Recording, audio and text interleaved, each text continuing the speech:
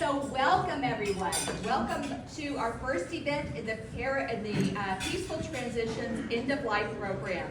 We are so honored to have Deacon REGS and his wife Pat. Thank you guys for driving from Milwaukee today. We appreciate that. For those of you that don't know me, my name is Liz Collins and I'm the parish nurse here at St. Peter's. Also, I want to thank the outstanding high school students that are helping us serve today. So they have been awesome and it's been great to have them around. I am so amazed at how things come together in such wonderful ways. Peaceful Transition is actually an example of that. There's been so much planning and learning. I completed an online class about end of life. I've been mentored by an end of life doula. I've learned so much, but out of those things, two things have really stood out to me in end of life planning. First, it's about conversations and being able to make conversations with those you love and with yourself. What do you want at end of life? What does your family want at the end of life? And equally important is completing documents, having an updated will. What I've learned is that end of life documents are living documents. It's not. Before I started this, I thought it would be a one and done thing. You just do it and then you're finished. But it's not, because our life changes. People age, relationships change, all of that. Children become adults. So it's not one and done, and it's a living document. And so today we're going to talk to you about how you can make that a living document. And I've got a couple ideas. But like anything, you're going to have to take it and make it your own, what works for you and your family, your level of technology use, all of that type of stuff. Deacon REGS will talk about his story, but if you want to look at the table, I've got handouts for you guys, and I just want to explain, if you want to look at this side of the page. So what I'm going to talk about is just about the program itself, an overview. So this is just the starting. We are going through, every month there is an event. Either it is a presentation, like now, except we're going to have a potluck, or it's going to be a workshop that you would sign up for. Okay, so both of those are two different things. Next month, we're going to have a social worker come, and it's going to be a workshop setup. So if it's a workshop, it's on Thursdays from 6 to 8. And if you want to come, if somebody from the outside wants to come, that's fine. Just let me know. Or how many people have seen the new bulletin board that we have? Oh, beautiful. Yes. So we're trying to make it a functional bulletin board where you can go there and see how to sign up for different things, and see when different events are happening. So you could sign up there as well. Next month we're going to have advanced directives. In May is another workshop, and a really important one, because that's going to be planning funeral service planning. Sean is going to be a part of it, and Mother Mindy. And so when we get through those workshops, we hope to have an end product. Like we'll have a document that Mother Mindy will be able to take and keep when needed. We'll be able to figure out what hymns we want, what scripture, and talk about that. So as I have gone through this planning, I'm getting more and more excited about it, because there's just a lot of positives. July is estate planning, and that again will be a brunch. There is a new state attorney here in Jefferson County, Brandon White, and my husband and I have worked with him. He's a wonderful young man, and he's going to kind of talk to us as well as a financial advisor. Again, those are just presentations that are going to give a little bit of information, and then you'll have a contact if you wanted to pursue and needed further help. August, a very important talk about hospice and palliative care. Recently, Rainbow Hospice has just branded to a new community care, so they're incorporating more palliative care. So it's not just end-of-life care, but it's also helping you live currently the best life that you can live. And there's support, and there's a lot of it that's covered by Medicare.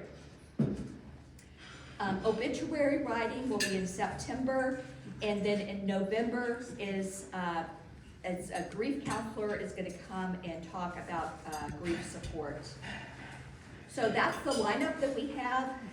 Again, if you have any questions about any of this, if you have friends or family that want to come and attend, they are welcome. Just let us know so we have a count. It's going to be a really exciting time for St. Peter's.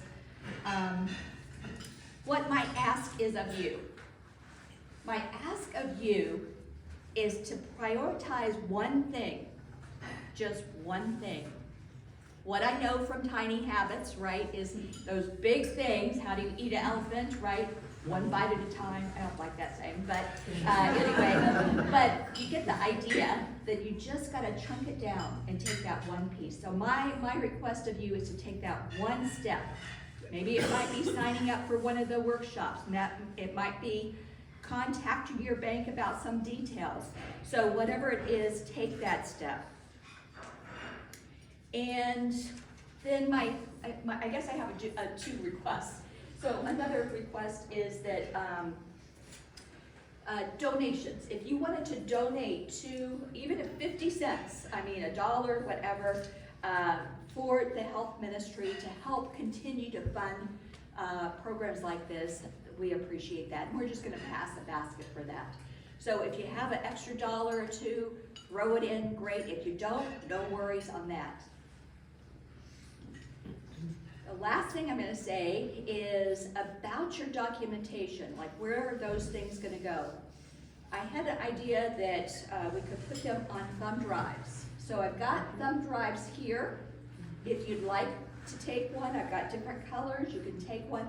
These are empty thumb drives. If you want me to load the documents on it from Deacon REGS, I'll be happy to do that. Or if you have your own documents that you want to upload, please take one. If you'd like to donate, great. If you can't, that's fine. But that's what these are in here. You can pick your favorite color. If you want me to email you the documents that are fillable, and I can explain more to you about that, I'm going to send around a sign up for that. And I'll just email you all these documents that he's going to talk about. Okay, all right. So if we could just say a quick prayer. Dear Lord, thank you so much for today, and thank you for all these great people here. I'm so grateful for all that you've given us. Help us to be good stewards of your work. In Jesus' name, amen. Amen. Okay, Deacon REGS, it's all yours now. Okay.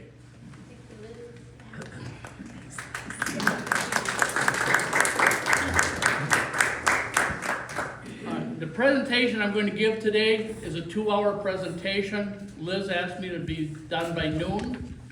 So I will do the best I can to do that. If there's questions, we can stay as long as we need to. Our next appointment's at 4 o'clock in Oconomowoc, so we got time to answer any questions. So if you have questions, please hold them. That'll help us get through the program. A little known fact in the Book of Common Prayer on page 445. The minister of the congregation is directed to instruct the people from time to time about the duty of Christian parents to make prudent provision for the well-being of their families and all persons, to make wills while they are in health, arranging for disposal of their temporal goods. So this program is in our prayer book, or it's asked to do this in the prayer book. How we got into this is, 1 week, we were remodeling the kitchen, so we were at the plumbing store, picking out plumbing supplies. And we were coming from some event, so I had my collar on, and the lady says, "Oh, I have a question for you. I go to church, but my children don't. But I'd like to be buried by the church. How do I do that?" And so that was question number 1. Number 2, I was talking to my sister, whose daughter is a nurse, and I was talking to her, and she said, "Yeah, I wanted to talk to Andy, but Andy says, 'Mom, you're going to live forever. I don't want to talk about it.'" Andy was a nurse. She deals with people that die. And then my neighbor, his stepchildren, their biological father died. They hadn't heard from him. So the stepfather went over to the biological father's house and found the biological father had passed away in his house 3 days earlier. And so the stepfather basically arranged for the whole funeral and stuff for his children, for their biological father. And I turned to Pat and I says, "You know what? I think the Holy Spirit is telling us something. We need to address this issue." And so we started doing this. We started doing this, one, for ourselves. And as we were doing this, we were compiling what we need to do. We were collecting different sources from whatever. I got a stack probably about this high of sources I picked up from on it. One of the things is, one of the books I read was "My Dad's Funnier Than Your Dad," which was written by the daughter of Tim Conway. And that book is heart-wrenching. I mean, if you're a Tim Conway fan, and then find out how he was treated in his end-of-life situation, just horrible. So, on your sheets in front of you, on the back sheets, these are the topics that we have in what we cover. Now, the one thing is this is data collection that you need to do. When Pat and I did this, it took us about 10 months to compile this. Now, part of it was compiling it for ourselves, but also putting it into a format for presenting. So on the thumb drives that you can get from Liz are the different documents. So it's more of a worksheet where you fill in. Okay, and well, I'll try and cover some of that as we go along. Going to ask a question here. How many of you have a will? Okay, this is a better response than normal. It's 40% of people have a will. Okay, my next question. How many of you have talked to Mother Mindy about your funeral arrangements? That should be on your list. Yes, please. Okay.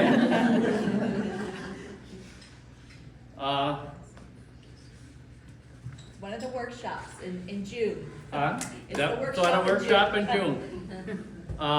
And some of the handouts that will be on that thumb drive are questions you can look at. You know, what readings do you want? Who's going to be your pallbearers? What music? I'm sorry? Hymns. Hymns, yeah, what music, hymns. Collect that, so when you go and talk to Mother Mindy, you had those information, those answers for her. Now, one of the things is, I'm going to, you got a lawyer coming in. The lawyer needs to work on your will or your trust. I'm not going to get into the difference between the two. I'm not a lawyer, but that's important. Second of all, your finances. You know, you need to write down where your finances are. And I'm gonna have Pat talk a little bit about that in just a second. She's worked in the bank industry for over 30 years, and she has some quick story she can hopefully tell. But a funeral parlor. Use the funeral parlor as the connoisseur, or what's the concierge, to help the family through the process. Okay, but you can decide, you know, what you want the funeral to look like. Remember, the funerals are for the people you're leaving behind, not for you. You're just there. So, all right. So that, you know, the big thing is that lawyers, financial advisor is really important. The priest, prearranging with a funeral parlor what you want is important. I will tell you, there's nothing more, and we've gone through this. There's nothing more frustrating than sitting down at a funeral parlor and the funeral director is saying, well, do you want an open casket or a closed casket? Do you want this or you want that? You know, first of all, remember, they're in a business to make money. They're going to push stuff that, you know, you may not want to have. But, you know, they'll say, well, don't you think your mom deserves something like this? Ka-ching. Okay. But if you prearrange it, what you've just done is now your executor of your estate doesn't have to make those decisions, which now means that the family doesn't have to go through the grief of, are we doing this right? Is this what mom wants? Is this what dad wants? Is whatever.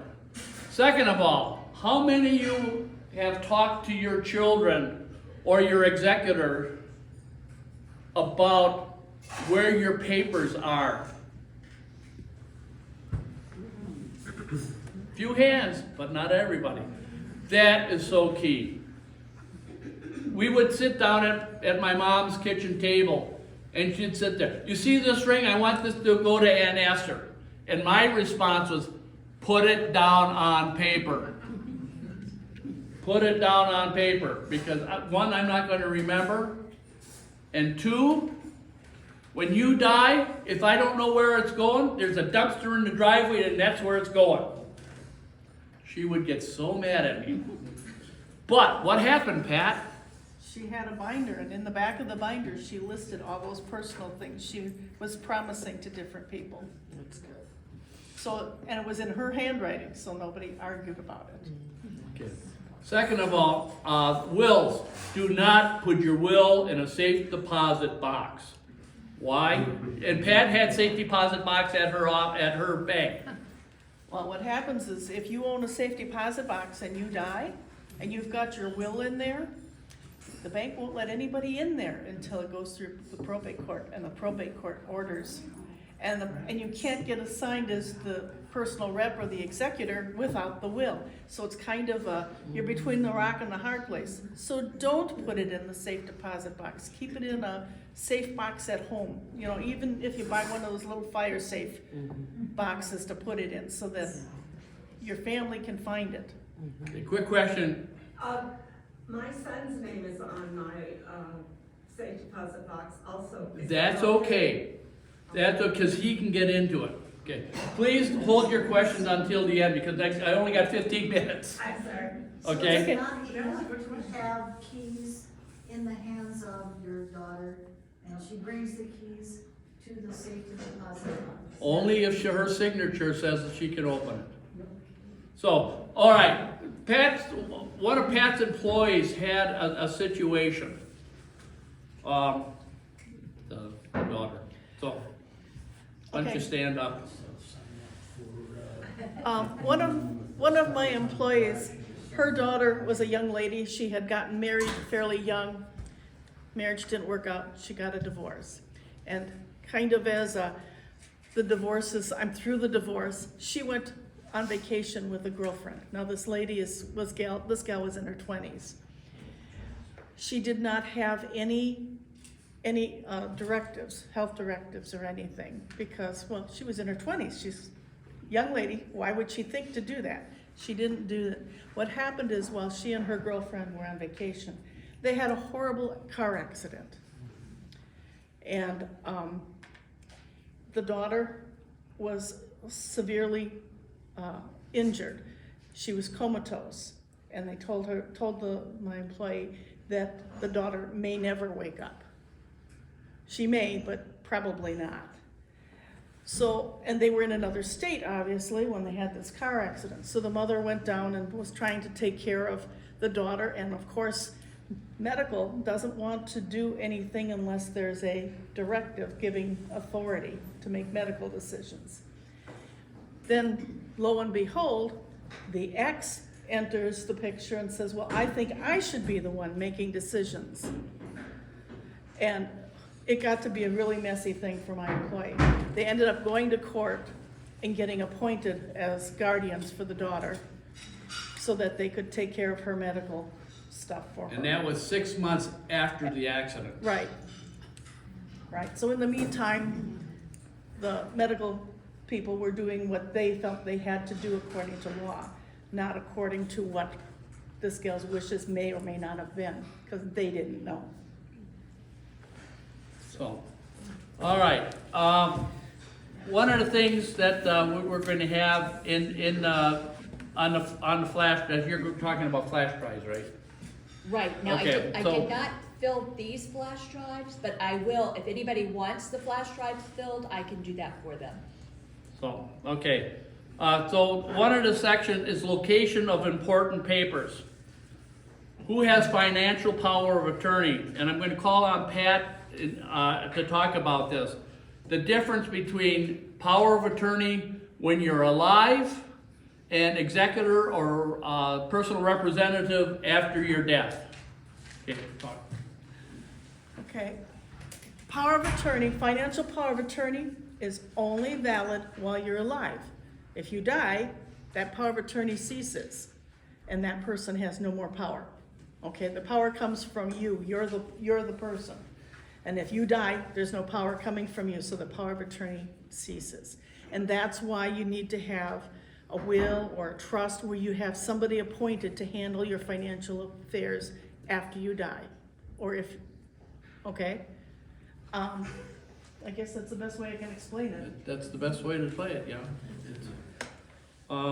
And you need to talk to those. Now, your power of attorney while you're alive and your personal directive or executor can be the same person if you so choose, but it has to be legally documented. That's why you need to have that set up with the lawyer, which is coming.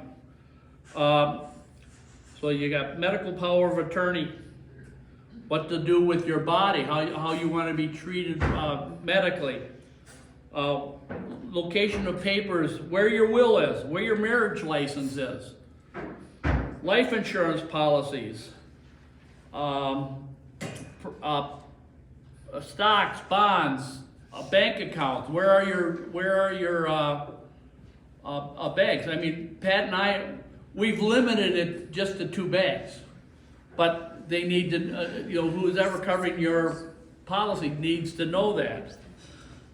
If you were in the military, your military discharge papers, because you have certain rights at your funeral, and maybe even some cost, and so you talk to your funeral director, and they can make those arrangements. Personal statistics, and this is important when you write your obituary. Date of birth, place of birth, marriage, any fraternal organizations you belong to, personal statistics, employees, where you've been employed, schools attended, civic or public offices you hold, registry of children, and this is real important if you got a blended family, because you have your children, you have your spouse's children, and maybe you have your own children. We just did a workshop with a couple. They had a blended family, his, hers, and ours. They didn't even have a will. When we asked them if they had a will, it was like having deer standing in your headlights. They go, oh, we need that? If you don't, it's going to be ugly. So, personal advisors, church, clergy, attorney, accountant or financial advisor, investment broker, your bank trust officer, life insurance, health insurance, homeowners insurance, auto insurance. Those things need to be canceled. We did not know this at the time when my mom died. Is when my mom died, my sister from St. Louis came up, and then she had to go back home, do some stuff at work, and then come back. And I said, take Mom's car. That car can't leave the state. We didn't know it at the time. So luckily, we got away with it. But I mean, these are some things, you know, you need to have contact people to know. And a lot of what I'm talking about isn't not basically for you. It's for your children or your financial advisors. So there's a lot of people you need to do. Medical information. If you have a power of medical directives, that person needs to know your medical history, what your medications are, what your allergies are. You're going to have somebody talk on that later. Financial information, pension. Social Security is really funny. If you just use this as an example. If you retire December 1st and you make it to the end of the month, you get your Social Security check the next month. Okay? If you die December 20th, you don't get any Social Security. You have to live through the whole month to get the check the next month. It's kind of crazy, but that's the way it is. My neighbor's wife died January 9th. I talked to him yesterday, and he says, we finally figured out the problems with Social Security. He kept getting checks from his wife's account. And I says, Tim, you can't keep that because they're going to want that money back. So he would take the checks into them, and they go, well, we can't take it. Well, what do I do with it? He says, I'm not going to deposit it because you're only going to take it back. Well, what his wife was fighting cancer for 3 years. They had changed banks, and she was direct depositing it, never informed Social Security that they had changed banks. So all these checks were accumulating. Once she died, now they found out where she lived, or where Tim lived, so they were sending him all these checks. And that's how they figured out that that's it. But it was 6 trips to Social Security to finally figure out what the problem was. If this stuff isn't documented and for your executor, it's a lot of time that they have to go through, and time that takes away from their grief. In fact, it just compounds their grief. So, final arrangements. And this is, Mindy, you're going to talk about this with the church in your part of your program. Yes. Your presentation. You know, open casket, closed casket, cremation, burial. Do you have burial Plots. a plot? If you do, talk to the cemetery. We just talked to the cemetery about 3 weeks ago, and we own 6 plots. 4 of them already have people buried in the ground, but you can have cremains. Except when my father died, they didn't bury the casket deep enough to put the cremains in that same plot. When my mom died 15 years later, they were digging them deeper, so now the cremains can go in those plots. So each cemetery has their own requirements. This is not state mandated. So make sure you talk to the cemetery people. Some cemeteries require a vault, some don't. The cemetery we're dealing with, they even put the cremains in the vault. When the bishop had me overseeing the St. Edmunds property after the legal battle there, we had 75 cremains buried on the church property. And the bishop says we have to uninter those. There's no state law saying that. But it was dignity that we did that. And so what we did is we had to dig up the cremains. We either returned them to the family or they were buried at the cemetery in St. Albans in Sussex. So as we're digging up these cremains, one box of cremains was in a music box. Another box of cremains, or bag of cremains, was in a cowboy boot. So St. Edmunds had no rule on how the cremains had to be handled. The cemetery we're going to, the cremains they put in a concrete vault. So that's why they need enough room between the previous vault and whatever. So, questions to ask when considering cremation. The Episcopal Church, burial of the dead, Rite 1, Rite 2, that's a part of the hymn drive, the flash drive. What's not on the flash drive that's in my book is a copy from the Episcopal Musician's Handbook about suggested hymns. What I have done over the years is my personal prayer book. When we sing a hymn at church that I really like, I write it down in the front of the book. So I know, that's a hymn I would think I would like to have. So, life insurance, having, where your life insurance policies are at, who's the agent and whatever to have with that. Personal gifts. I told you the story about my mom. This ring goes to Aunt Esther. Write it down. It helps if you write it down in your own handwriting because that, then somebody just didn't type it on the computer. That's one. 2, one of the things we're doing is we're photographing something. This is the gun that came from Grandpa.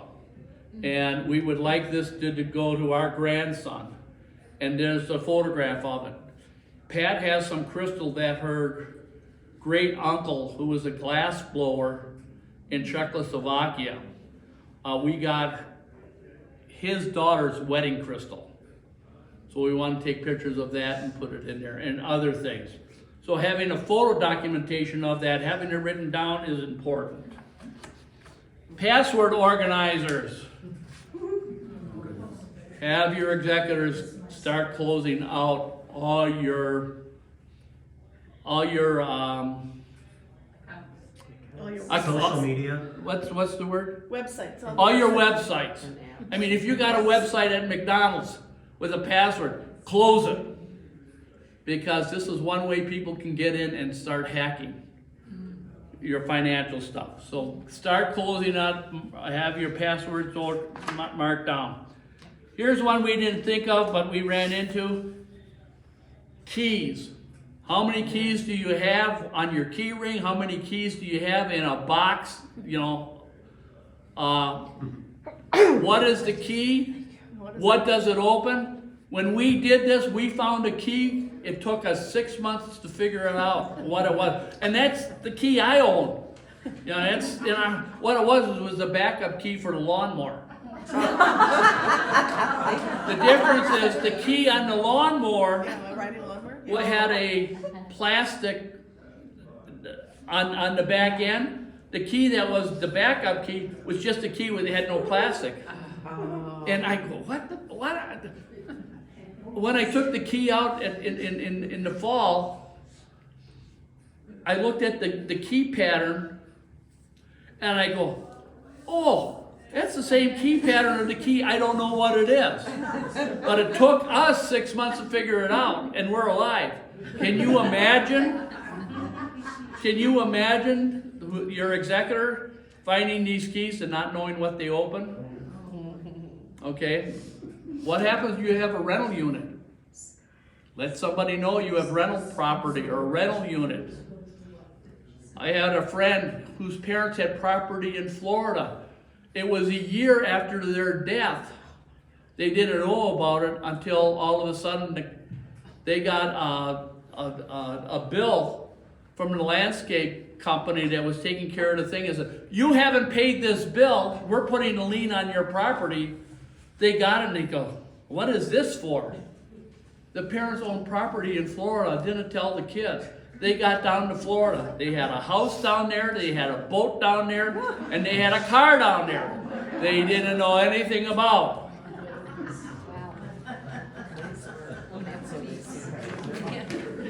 I am going to, is there anything you want to think we missed? Because we're kind of, we're over here, but I want to share this with you. And I suggest that you write something, you use this as a guideline, but to my loved ones. I have recorded the information contained in my personal planning guide for your peace of mind as well as my own. I have spent many hours preparing this guide for you in hopes of making my passing and final arrangement less time-consuming and stressful for you. I sincerely hope it will spare everyone unnecessary grief, distress, and expense at the time of my death. It means a great deal to me to know that I have taken steps to eliminate as much as possible the burden of decision-making in this matter and preventing indecision in different points of view.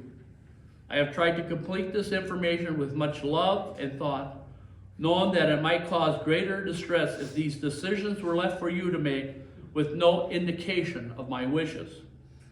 I sincerely hope you will find these arrangements in accordance with your own wishes. It is my utmost sincere intention that this information will ease the burden as much as possible. Now, as you put together what we called it as we were going through this, the Doomsday Book, we've kind of renamed it the End of Life Planning Organizer. It's not as fun, but it's the same thing. When you do this, if you're a couple, each person has their own book. Okay? Especially if you have a blended family. You want to keep things separate. So like I said, I've gone through this pretty quickly. The pages we have in the book are 55 pages. Wow. So there's a lot of work in there. Now, there's pages in there where it may talk about stocks and bonds. And if you don't have any, there's maybe 2 or 3 pages you don't have to fill out. Okay, so you get to pick and choose what you want, but that's in there. All right, well, thank you so much. Thank you for If there are questions, and you want to stick around and ask questions, we are more than happy to answer any questions you have. I do want to say that was a lot, but there is a lot, but one of the things that this Peaceful Transitions program is doing or is trying to do is to try to make them down into bite-sized pieces so that we can do these things and, you know, and do them together. That's why we have these workshops, that's why we have these people coming and talking to us. So a lot of what Regs and Pat have just shared with us, we're gonna be dealing with those in those bite-sized pieces. And so to help you through a lot of what is coming or a lot of what is needed. So don't feel too overwhelmed. If you're feeling a little overwhelmed with, oh, I have to think of this and that and that, yeah, but we're also going to try to help you through that, through this Peaceful Transitions program, as you know, through this fall. And you know, the people who are helping us through this will continue to be a resource for us. And it's, you know, I'm sure that if you have a question for Deacon Regs, you can email him. You can call us up or email. I think that's on that sheet down there. It's right down at the bottom of this sheet. You know, part of our program is we're doing this in groups, but we've also done a lot of one-on-one with people going through this, sitting down with them, going through it one-on-one, and we're willing to do that. One of the things is I'm going to suggest you do is when you complete a section, take that 10 or 15 minutes and talk to your children, talk to your executor, talk to your power of attorney and say, we've just finished this, we want you to know about it. If you have any questions, that's fine. Break it down in small pieces. They can absorb that thing without it becoming a heavy, big drama on them. And then you finish up the conversation as, we've just done that. You know, maybe you should also look at doing that, even though you're 26 years old, and end up in the situation that Pat talked about. I got something my ex-wife and I agreed on. We got a big sign when you walk in the kitchen. One word, simplify, simplify. Another thing I'd like to say about estate planning is make it public to your family. Don't be private about it, secretive about it, and don't try to shield them from it. You're not shielding them from anything. I won't say who exactly it was, but, well, I will, because there's only one parent that I could. Everything was out of our control. When my dad died, all of us felt like we were on some kind of a roller coaster. We were told what was going to happen, we were told when it was going to happen. He had everything planned, and he didn't tell us one single thing. I'm in that same boat. And when it came time for things that were not included, we were confused as to whether we even had any authority to do it. So here I am in my dad's kitchen throwing away his condiments and his garbage in his kitchen that is 10 years old. When, should I be doing this? Do I have a right to do this? My grandmother, same thing happened with there. I had to go in the house and people were coming in and taking things out of the house, and I had to go get them and put them back in the house. I said, those are part of the estate. You can't take things until the state is cleared. And I was guarding him, not with words, but with chains and barred doors to keep people from things from wandering. When my mother died, and we went to see the lawyer, because my mom had her will in the safe deposit box. So we went to the lawyer to find out if he had a copy of it. Well, luckily I was a co-owner of that box, so I was able to get into it. But when we sat down and talked to him, he says, what I want you to do is I want you to change the locks on the condo. And if you're in the condo, make sure you have somebody else in the condo with you, so you got a witness. And I will tell you, that was the best advice we got, because my sister was the one who had an emotional tie with everything in that apartment, and she would have walked off with everything. And being the executor, I would have been responsible for that if my other sister said, well, I wanted that and you didn't protect it, so I'm going to sue you. So, I mean, and the thing is, my mom lived in a condo. The person who found her, lived across the greens from her, and the wife says, I haven't seen Barb up this morning. Why don't you go check on her? He had a key for the condo. He went in and found her, she had a stroke, so she was in a coma that next morning. But he had a key to get into her thing. There were 8 other people in the condo with a key to that condo. We didn't know that until afterwards they came by and said, here's the key to the condo, here's the key to the condo, here's the key to the condo. There may have been 12, and 4 of them didn't show up. Don't know, but it's but you got to cover yourself. If you're an executor, you got to cover yourself. When you talk to your executor, tell them to do that. Change the locks. There you go. Change the locks, and then and don't be there by yourself, and document. We had a binder. If somebody took it out of the house, it went